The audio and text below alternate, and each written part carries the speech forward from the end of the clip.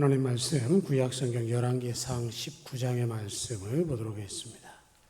구약성경 열왕기상 19장 15절에서 21절까지 보도록 하겠습니다. 열왕기상 19장 15절에서 21절까지 말씀 봅니다.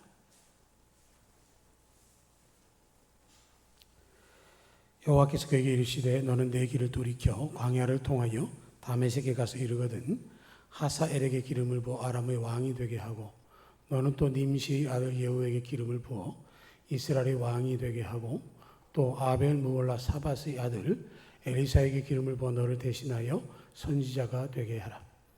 하사엘의 칼을 피하는 자를 예후가 죽일 것이요 예후의 칼을 피하는 자를 엘리사가 죽이리라. 그러나 내가 이스라엘 가운데 7,000명을 남기리니 다 바알에게 무릎을 꿇지 아니하고 다 바알에게 입맞추지 아니한 자니라. 엘리야가 거기서 떠나 사밧의 아들 엘리사를 만나니 그가 12겨릿 소를 앞세우고 밭을 가는데 자기는 12째 겨릿소와 함께 있더라.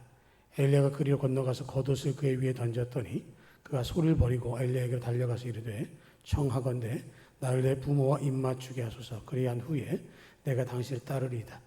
엘리야가 그에게 이르되 돌아가라. 내가 내게 어떻게 행하였느냐 하니라. 엘리사가 그를 떠나 돌아가서 한 겨릿 소를 가져다가 잡고 소의 기구를 불살라 그 고기를 삶아 백성에 주어 먹게 하고 일어나 엘리야를 따르며 수종 들었더라. 아멘. 하나님께서 엘리야를 부르실 때가 다가왔고 엘리야를 위해서 후계자를 준비하셨습니다.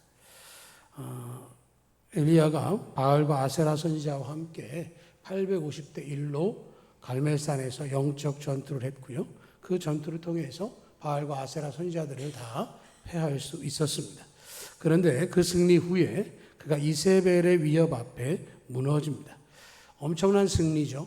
자신들이 의지해왔던 바알과 아세라의 선지자들이 다 죽임을 당했고 그들의 섬겼던 바알이 가짜라고 하는 것을 그들이 알게 되었음에도 불구하고 이세벨과 아합은 하나님께로 돌이키기보다는 오히려 엘리야를 향해서 원수를 갚겠다라고 하는 이야기를 합니다.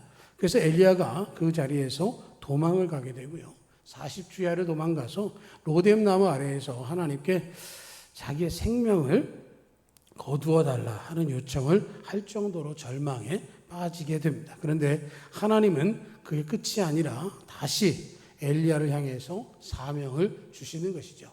처음 부르셨을 때에는 이스라엘 백성들의 범죄함으로 가뭄이 있게 하는 예언을 하게 했다고 한다면 두 번째 사명은 자신을 부르신 하나님께서 자신을 이제 하늘나라로 부르시고 나면 그 뒤를 어떻게 할 것인가에 대해서 명하시는 말씀이다라고 할 수 있는 것이죠. 그래서 15절의 말씀을 보면 15절 16절을 보면 여호와께서 그에게 이르시되 너는 내 길을 돌이켜 광야를 통하여 다메섹에 가서 이르거든 하사엘에게 기름을 부어 아람의 왕이 되게 하고 너는 또 님시 아들 예후에게 기름을 부어 이스라엘의 왕이 되게 하고 또 아벨 무올라 사밧의 아들 엘리사의 기름을 부어 너를 대신하여 선지자가 되게 하라 하는 말씀을 하십니다. 하나님께서 하나님의 사람에 대해서 회복하기 원하셔서 절망한 자를 다시 찾아주신다라는 것을 엘리사를 통해서 보게 되어집니다. 엘리사가 승리를 경험했으나 그럼에도 불구하고 그는 절망 가운데 빠졌다고 한다면 하나님께서 그를 다시 사명의 자리로 부르셨습니다. 하나님께서 역사하시는 것을 경험하고 나면 어찌 보면 이 인간적인 도전이나 협박에 대해서는 쉽게 여길 것 같은데 오히려 거기에 쉽게 넘어가는 것을 보이기도 하고요. 하나님께서 역사하신 것에 대해서 알지만 나는 그 자리를 그대로 유지하지 못하고 있는 것을 볼 때도 많이 있는 것이죠. 내가 애쓰고 수고하고 열심을 다했는데도 불구하고 축복의 열매를 거둘 수 없을 때가 있습니다. 열심히 기도하고 전도했는데도 불구하고 부흥의 역사가 속히 일어나지 않을 때도 있는 것이고요. 그런데 그 모든 것들은 하나님의 때에 이루어진다라고 하는 것이죠. 내 생각과 내 뜻대로 되지 아니하면 사람들은 끝이라고 생각할지 모르지만 사람들이 끝이라고 말하는 그 순간이 하나님께서 역사하시는 시간이 되어집니다. 내가 하지 못하는 것을 하나님께서 하시기 시작하는 것이죠. 하나님의 때는 누구도 알 수 없습니다. 다만 하나님 우리의 최선에 대해서 보고 계시고 우리를 주목하신다라고 하는 것이죠. 엘리야 한 사람의 회복뿐만 아니라 하나님께서 우리 모두에게도 동일한 은혜를 주실 줄로 믿습니다. 세상은 우리를 넘어뜨리기를 원합니다. 세상은 우리의 풍조에 따라서 같이 휩쓸려 가는 것을 바라는 것이죠. 그런데 하나님은 그런 모든 자리로부터 견고히 서서 그 모든 것들을 맞서 싸워 이기고 하나님의 뜻대로 살아가기를 원하고 계신다라고 하는 것이죠. 하나님께서 엘리야를 부르셔서 그 사명을 다시금 허락하셨습니다.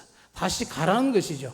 광야를 돌이켜서 광야를 통해서 다메섹으로 가라. 지금 엘리야는 남쪽 유다 그리고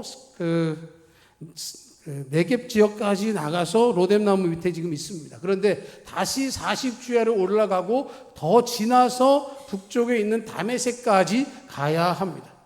그 자리로 돌아가기까지 하나님께서 그를 지켜주실 것이다 라는 것이죠.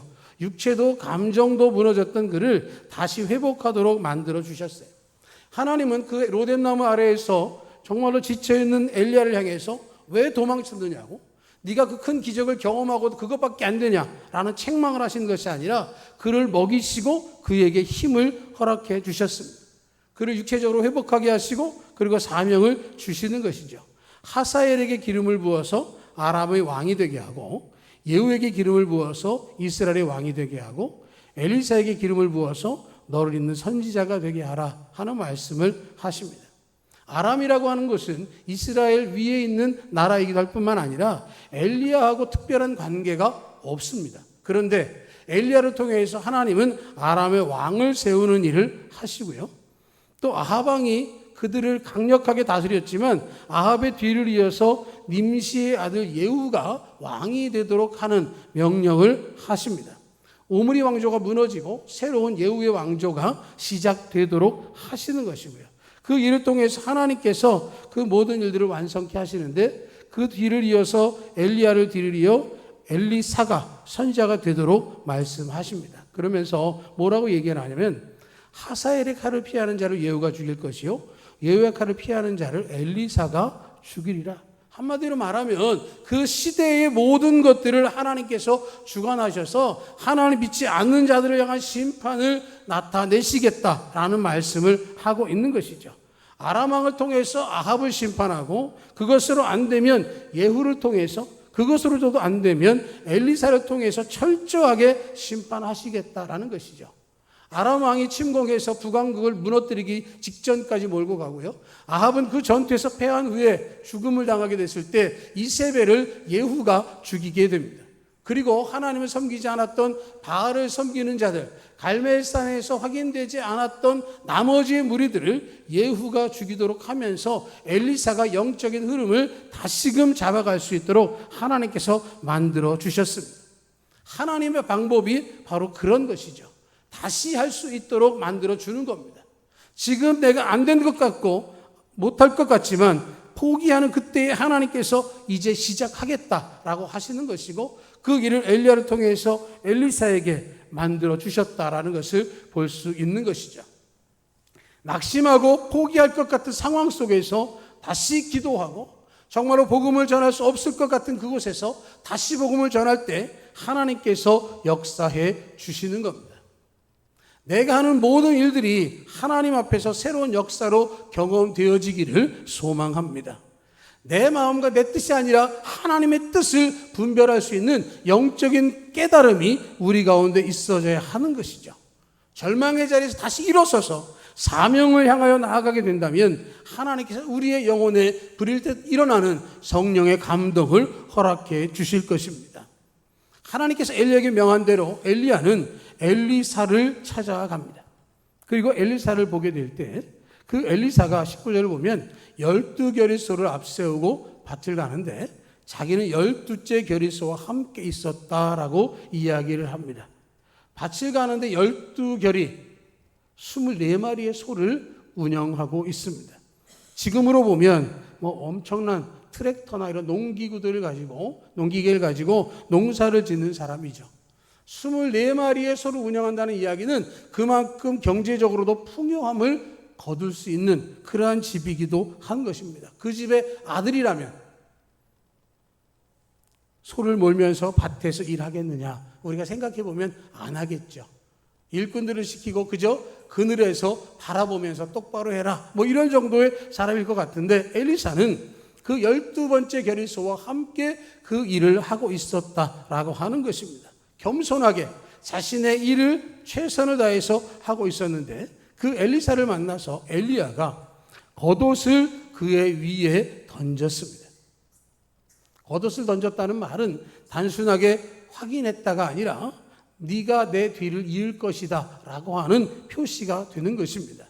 내가 지금 하고 있는 선지자의 직임을 너에게 승계하겠다라는 말씀을 하시는 것이죠. 하나님께서 정하신 대로 진행이 되어지는 것입니다. 자신의 뒤를 이어서 누가 할 것인지를 볼 수 있는 기쁨이 엘리야에게 있었다라고 하는 것이죠. 하나님께서 자신의 일꾼이었던 엘리야가 지치고 이제 엘리야를 다시 부르시기까지 그를 위해서 엘리사를 예비해 두셨습니다. 그 부름 앞에 엘리사가 엘리야에게 말합니다. 나를 내 부모와 입맞추게 하소서. 그리한 후에 내가 당신을 따르리이다. 엘리야가 그에게 돌아가라. 내가 내게 어떻게 행하였느냐.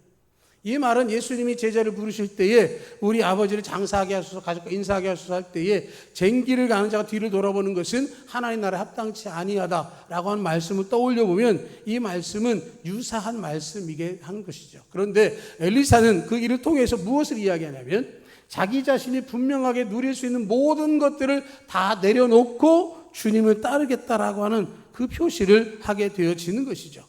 부모와 입맞추고 그 후에 내가 당신 따르겠습니다. 내 모든 것들을 다 포기했음을 드러내고 이야기하고 그리고 내가 선지자의 길을 가겠습니다 라는 얘기를 하는 것이죠. 그리고 그것을 외적으로 드러난 게 뭐냐면 21절에서 돌아가서 한 결의 소를 잡고 소의 기구를 불살 그 구에 삶아서 백성에게 주어 먹게 하고 엘리야를 따랐다라는 것이죠. 24마리 중에 2마리를 잡아서 잔치를 벌입니다. 출사표를 내는 것이죠. 나는 이제 다시 돌아오지 않습니다. 나는 부름을 받고 이제 엘리야의 뒤를 이어서 선지자의 사명을 감당할 것입니다. 내가 가진 모든 것들은 내 것이 아님을 선포하고 내가 주님의 뜻대로 이 일을 행하겠습니다 라는 말을 하고 있는 것입니다. 하나님께서 부르셨을 때 그 부르심에 순종하는 모습을 그가 드러냈고 과거로부터의 단절, 미련을 버려두고 더 이상은 뒤를 돌아보지 않는 하나님의 사람의 삶을 선택했다라고 하는 것이죠. 우리 신앙생활 하면서도 이런 많은 것들을 볼 때가 있습니다. 조건을 답니다. 시간이 되면, 사정이 허락하면, 형편이 나아지면 내가 신앙생활 해보겠다라는 얘기를 하는 사람들이 많이 있지만 하나님은 그것을 원하시는 것이 아니라 전적인 순종, 헌신과 결단을 원하시는 것이죠. 엘리야를 뒤를 이어서 엘리사가 있었던 것처럼 하나님께서 그 모든 일들을 인도하시고 만들어갈 증인을 필요로 하고 계시고 여러분들이 복음의 증인이 되라고 말씀하고 있습니다. 하나님은 절망했던 엘리야를 찾아오셔서 그를 다시 사명의 길로 이끄셨고요.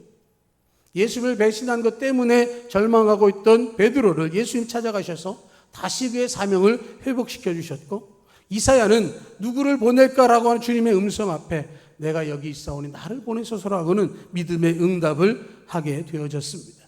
우리 믿음의 선진들을 보면서 우리 자신을 비추어 보면서 하나님이 내게 부르신 부르심이 무엇인지를 한 번 더 생각해야 하는 것이죠.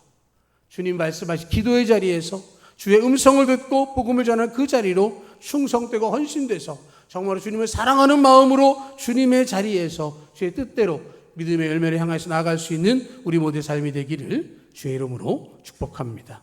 아멘.